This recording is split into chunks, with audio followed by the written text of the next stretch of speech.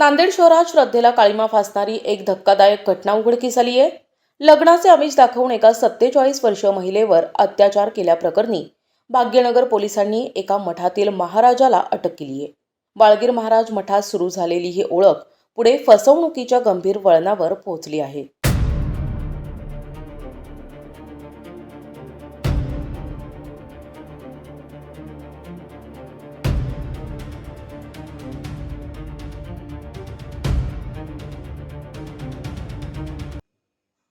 नांदेडमधील बाळगीर महाराज मठ येथे पीडित महिलेची ओळख 38 वर्षीय संत हरिगीर दत्तगीर गिरी यांच्याशी झाली होती।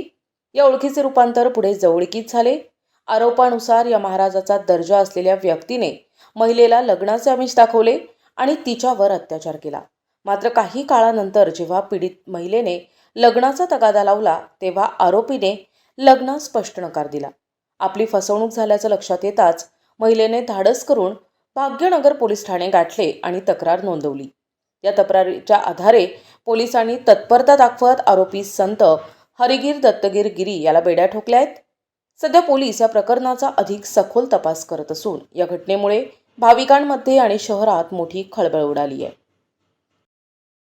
काल दिनांक 21 मार्च रोजी एक 47 वर्षीय महिला जी इतवारा भागातील एका मठामध्ये दर्शनासाठी जात होती आणि तिच्यासोबत तेथील एका 40 वर्षीय महाराजाने त्याच्यासोबत संपर्क तयार केला आणि त्या संपर्कातून तुझ्याशी लग्न करतो असे म्हणून तिच्या घरी येऊन एक वेळा व इतर 2 वेळा असे म्हणून 3 वेळा लैंगिक अत्याचार केलेला आहे आणि लग्नाचं आमिष दाखवलं आणि त्यानंतर काही दिवसांनी लग्न करण्यास नकार दिला।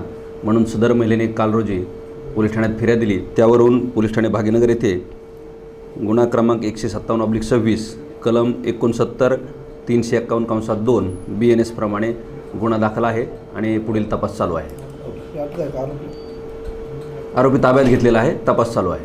सर, ती महिलेने असा उल्लेख केला की तिने गुरु मानलं होतं त्या महाराजांना वगैरे, असं काय पेपरमध्ये उल्लेख? हां, तिने त्यांना गुरु मानलं म्हणून त्यांच्या संपर्कात होती। धन्यवाद।